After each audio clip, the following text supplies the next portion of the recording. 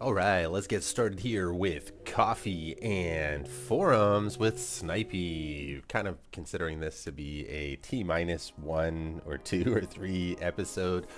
Just trying to figure out the format, how it's going to go. I think what I'm going to do is start I'll do some streaming in the morning while I go over it and kind of maybe record some stuff, maybe not. But I'll kind of look at the posts and then do a summary video after that. And that's really what this is. So there's a few things happening. I mean, this week in the forums, I think might actually end up being a better one. And this will just be like a bit of a small clip, but who knows? So a couple of things, like we've got for Wrath of the Lich King Classic that is going to be transitioning into Cata. There's some questions here, like most in-demand classes in Cata. That's a really good question. So somebody's posting here and saying that, what do you call it? From what I've gathered, the top specs people will pick will be Arms Warrior right on the top. That's huge if true. I would love to play Arms Warrior. I mean, Arms is my favorite. Like Mortal Strike, that whole class fantasy for Warrior has been my favorite forever. I didn't even like the Fury tree that much, to be honest, and once it transitioned later into like just actual different specs, I didn't like Fury at all, and kind of wished it didn't even exist until I played Classic WoW, and I was like, oh, it's actually really good. So anyway, yeah, Ellie Shaman, Ret Paladin, Rogue Hunter. I feel like these are not PvP. It's not talking about PvP, but I don't know, because everything I've seen for PvP has been, like I said, yeah, I haven't seen people talking about Arms Warrior for PvP. Definitely people are talking about Thug Cleave, you know, Rogue Hunter, I think with a Priest. I don't know if it works well with like Holy Pally, maybe, but yeah. And then like Feral Disc, I think is strong again. Ret and Hunter, I think, is really strong. I think even Feral Hunter actually starts to work pretty well in Cata. But yeah, I'm really interested to see what happens. I also hope threes becomes a little bit more popular. People seem to lean toward twos for some reason in Classic. And maybe they always have. I don't know. Anyway, okay, so there's that. I'm actually kind of curious, and I'm just kind of asking as well, like, where's the info coming from? That's what I'd like to see. It said someone, Wiley on YouTube, so maybe we'll check those out at some point. And then, like I said, like I've seen some classic private server-based stuff. Are they taking into account the patch that in the classic series, we've always started from the last point, the end point, the last phase, talent changes, and whatever else has gone through, like as an example, like Wrath. I think original Wrath, when DKs came out, they had, you know, you could tank in with points into, you know, deep into any of their trees. Like all of the specs were tanky and tanks, and they were pretty OP. And they went through a bunch of balance changes. I think Paladins also went through a bunch of changes. I didn't play it that much to remember, so I wasn't really that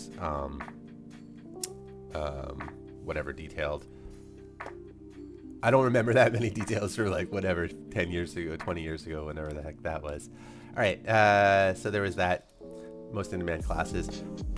Post 60 raids. Here, I think this is a really interesting topic as well. It's like, what do you guys think?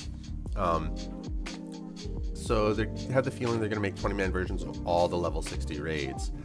And yeah, and the 20-man is just a test to see if people like it. I think people will like it for sure. I think people really like the 10-man raids, like, but I also think people don't. You know, it depends on which people you're talking to. For sure, some people will like it, some people won't.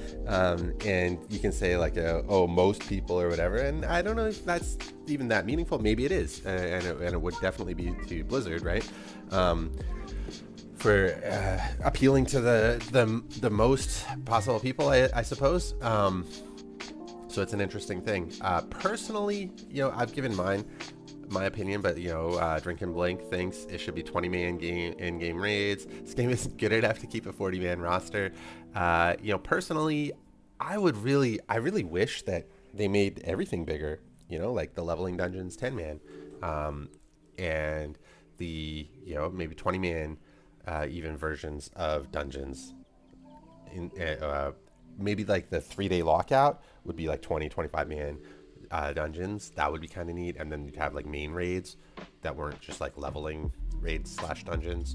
Um, that would be like 40 to 60 man. I think bigger would be better, and I just wonder. I guess maybe, with all the people lagging in STV or like wherever else, if maybe it's difficult to create instanced content with that many people.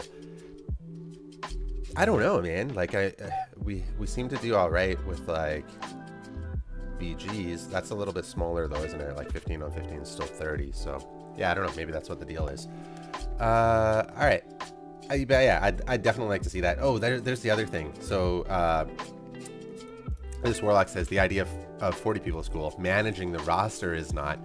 This, I don't know. I don't know if this is true. Like, I don't know that it makes that much of a difference, because once you, I mean, it definitely makes a difference, but I mean, I don't know if it makes that much of a difference as far as like being difficult or not, because as you start to grow, then you'll have like different separate teams, and you'll have team managers. So if you're normally responsible for managing a raid, like say you're managing a raid. So right now, like let's say I have a guild, so I have a guild and I recruit people, and then I have a raid, and let's say that's 10 people in the raid. So then I'm responsible for managing 10 people. But then somebody, then we make another raid, and now I have 20 people that I'm responsible for, or 25, maybe we have bench, whatever, right?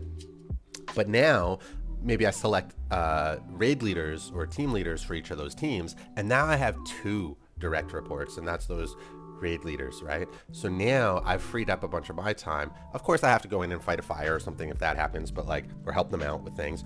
But now I have, 2 raid leaders. So now I'm down to just really managing those 2 people, and then maybe like get a guild recruiter to keep bringing people in, maybe something like that. So then you're down to like 3 people down from 10 or 20.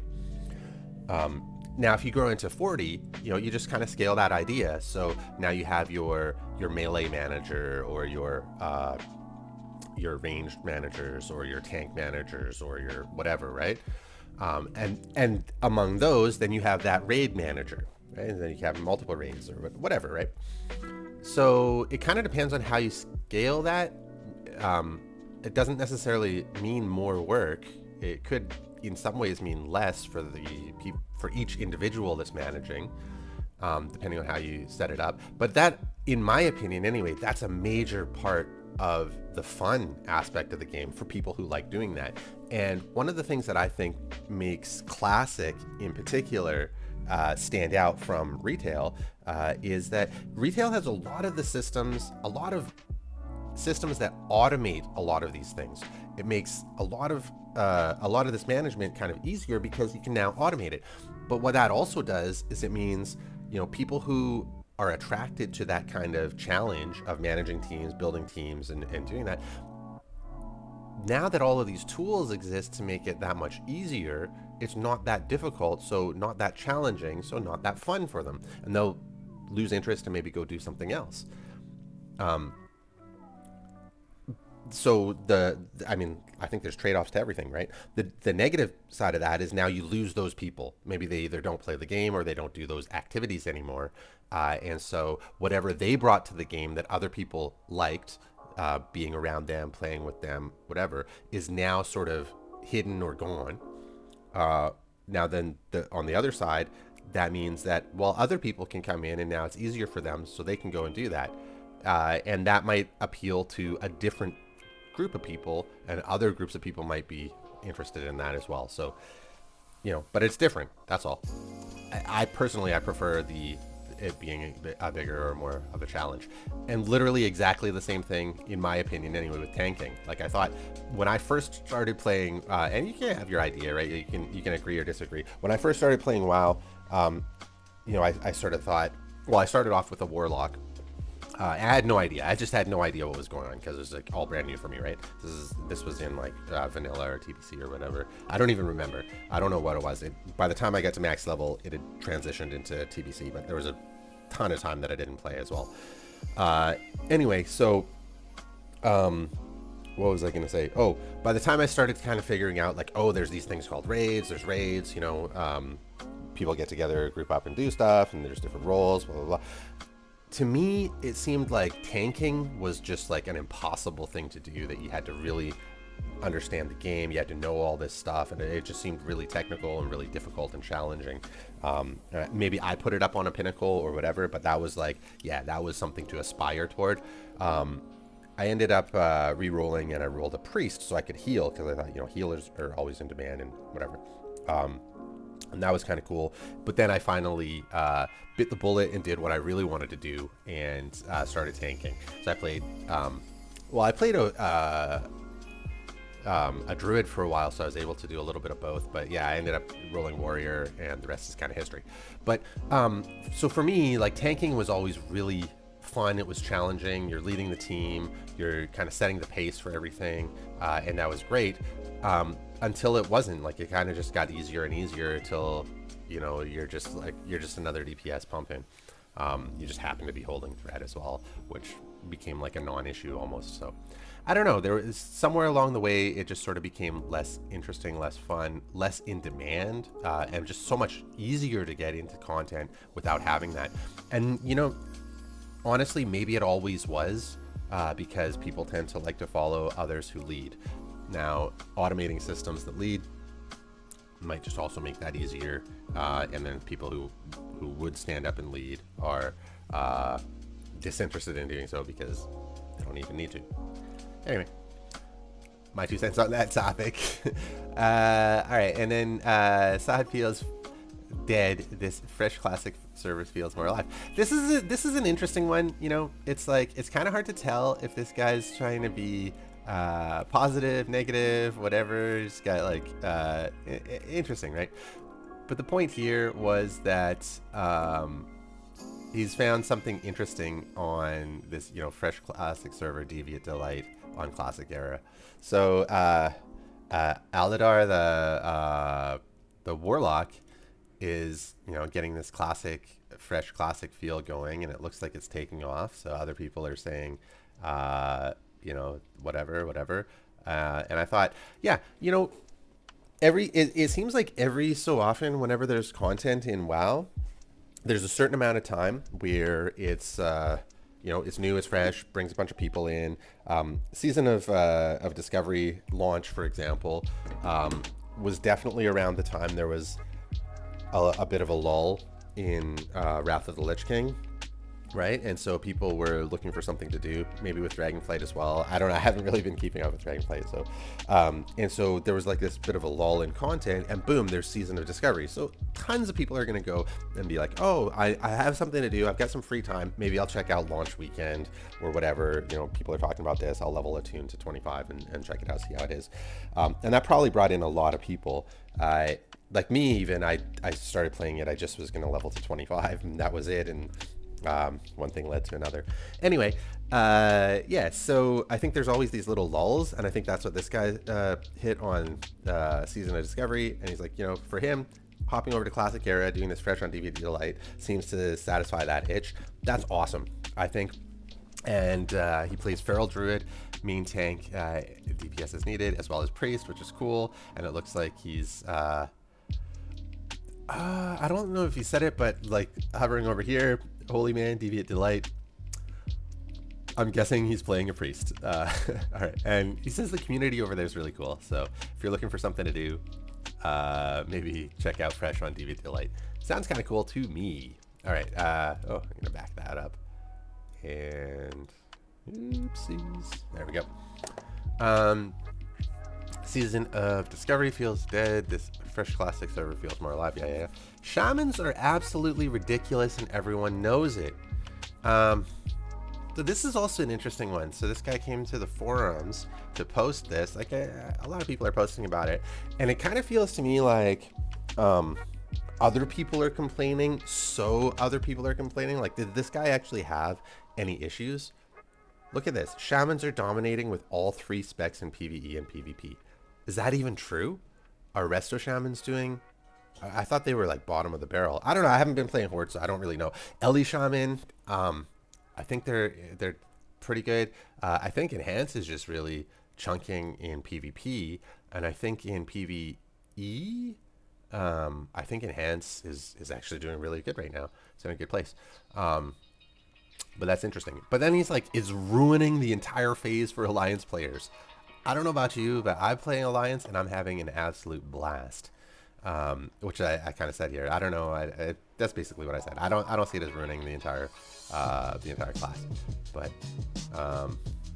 anyway, that was about it. And then this other guy kind of posted that which I linked because I thought it's kind of interesting. I don't know if he posted this intentionally as a reply in a different thread, but he's kind of said, you know, WoW's never been a game with balanced classes ever. So this part, I'm not sure that I really agree with that, and the reason is because we haven't really defined what balanced means. Like, what is that? What does balanced classes mean? Does that mean everyone does the same? Everyone performs the same? The outcome is the same regardless of anything else? Or the potential is the same? I don't know.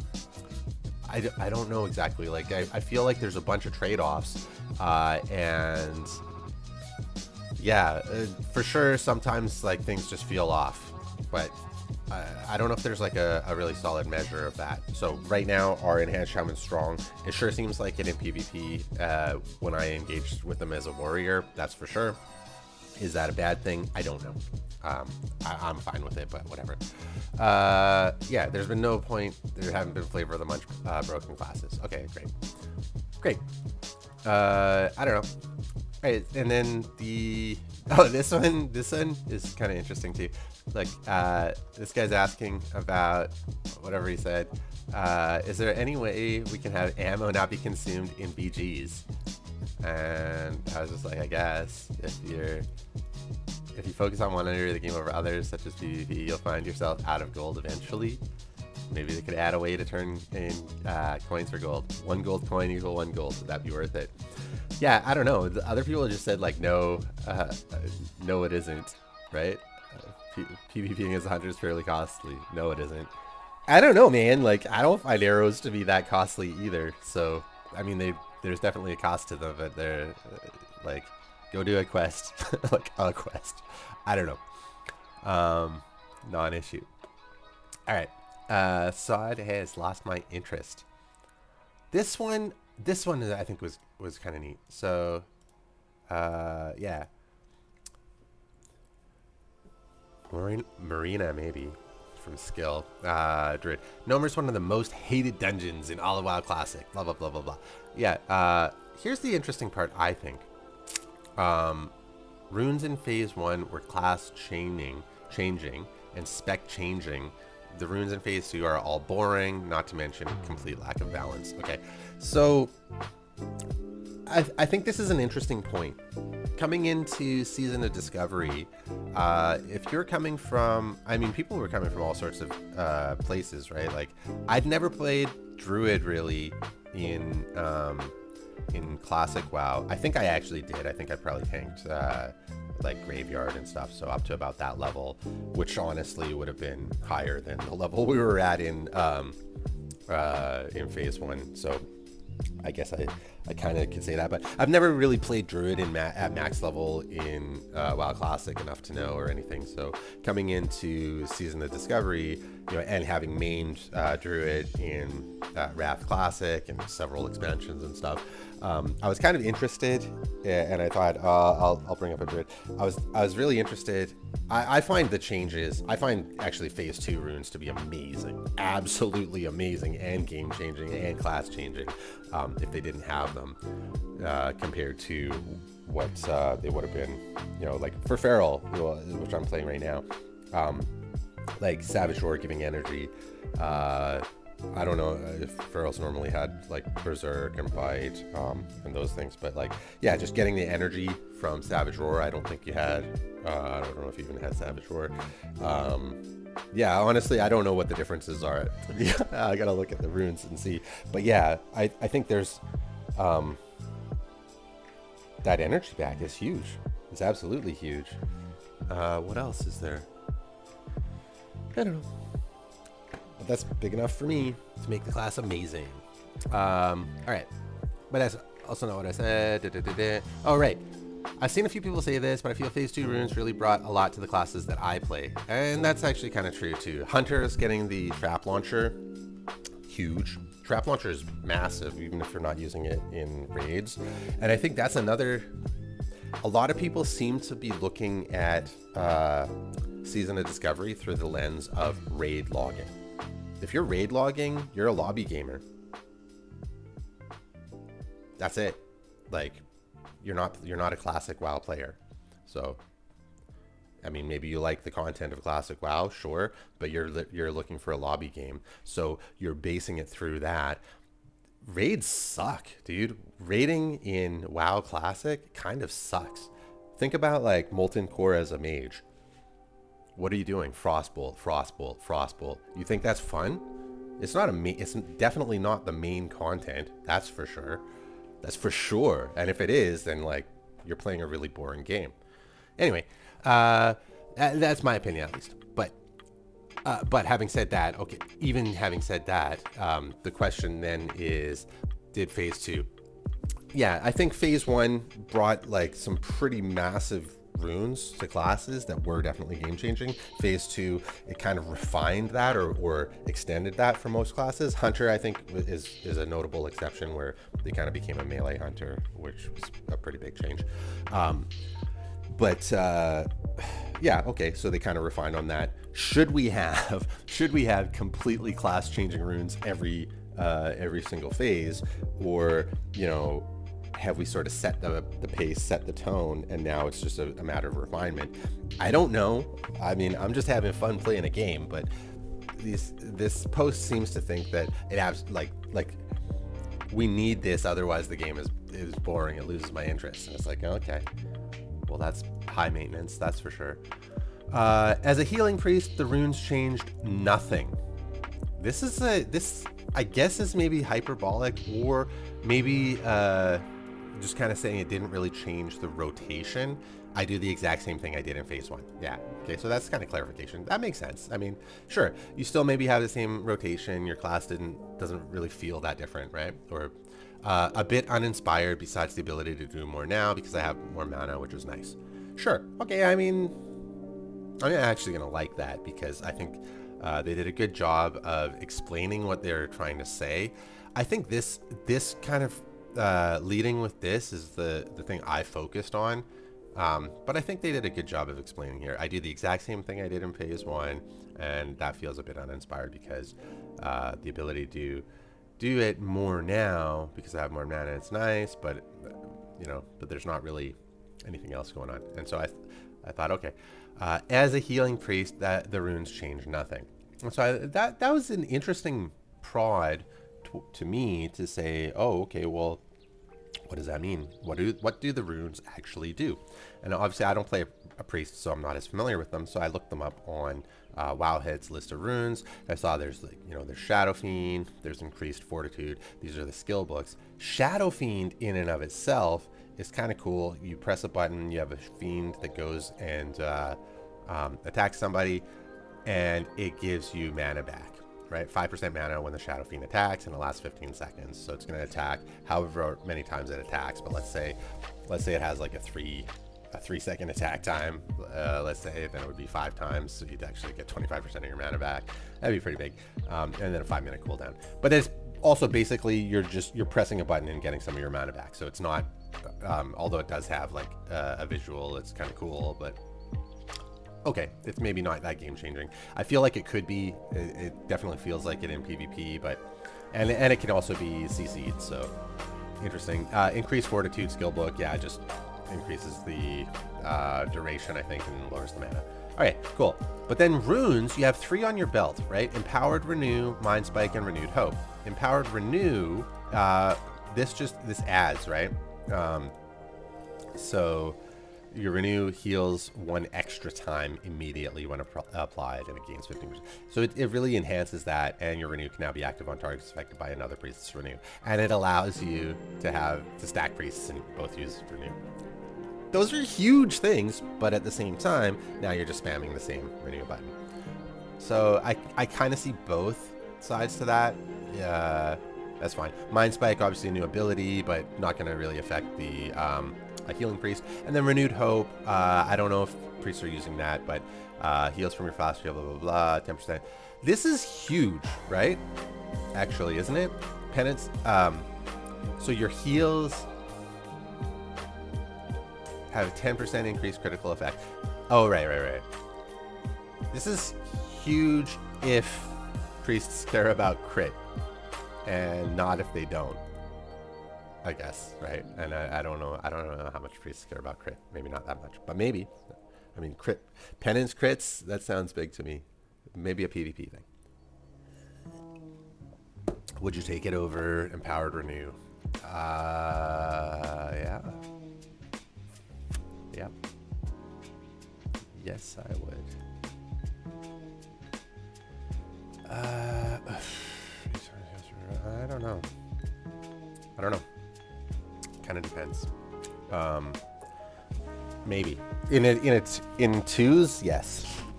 2v2 situation, yes, for sure. But we don't have arenas and we don't do twos, so I don't know. Maybe Empowered Renew is just the play. All right, and then boots, which is also the most boring, right? Just that. Well, either of those. I guess they're pretty boring, right? Like they're really cool. They're really good. Powerful, I would say, but they're also, I could see them as being boring. Boots, on the other hand, though, pain suppression, massive. Dispersion, massive. Spirit of the Redeemer, meh. Nice visual, but meh. I don't know. I don't know. Maybe everyone's going for that, but I think dispersion, huge, but you know, get your mana back. You have like a 90% damage reduction. This is big. Pain suppression is massive too. Now you have a shield wall that you can cast on anyone. Huge. But I mean, that's game changing, I think. But at the same time, do you really need it right now? It's not like we are progressing in Heroic Algalon, for example, where you need to actually trade off cooldowns. So anyway, yeah, I think that's pretty much that. I'm not disagreeing. I think they did a really good job of explaining what they're saying. I'm just saying, like, okay, is it really? Yeah. I mean, what do you want? I don't know. Do I want my class to be changed every single, like, completely changed every single exciting? And maybe some people do. Maybe some people do. Every single phase. Okay, and then and I think that was it. Oh, and this was two more things, I guess, kind of like honorable mentions. So also Marina looks like is going back and leveling a Druid in Classic. Before level 20 it was really boring. People say this about Druid, like as if Druid's hard to level because you're doing like Moonfire, Wrath, which cost mana in Classic, and just melee hits. And I've always thought, like, oh, Druid actually 1 to 10 is pretty fast. And they're like, oh, just wait till you get bear form. And I'm like, well, it doesn't really change that much. But I guess I'm also used to leveling like warrior. So that's what I'm comparing it to. So that might be a little different. But yeah, I've always thought, like, oh yeah, and Hunter 1 to 10, I think it's not that bad now, but now that I'm a little bit more used to it. But like when I first started with it, before getting a pet, it was like painful. When you get a pet, and then it just flies. I think Warlocks, you just dot everything up and kill it. But yeah, Bear Form 10 to 20 isn't bad for leveling. Pull spells, yeah. So what do you think is the best 1 to 20 leveling experience? I think it's probably Warlock. But anyway, and then this guy, man, I don't know. A regular forum poster. Look, 1906 posts. So I've always read this like bang KPs. Like, what is, or bang DKPs? Like, what's bang DK, please? Like, and I didn't, and then one day I read it, I was like, oh, ban GDKPs. So anyway, I feel silly for that. I shall not return to these foul lands of WoW unless a fresh is released to freshen them up. Fare thee well, adventurers. Bro is gone. That's too bad. So, fare thee well, bro. Fare thee well. Yeah, anyway, thanks for contributing. It's been nice, nice hanging out with you on the forums, bro. Hope you have a good one. All right, and that is it for today's forums and coffee with Snipy. It is Sunday, and this is sort of a first one. We'll see how it goes. I'll probably change the format. I don't know if that was like super boring or what, but that's it.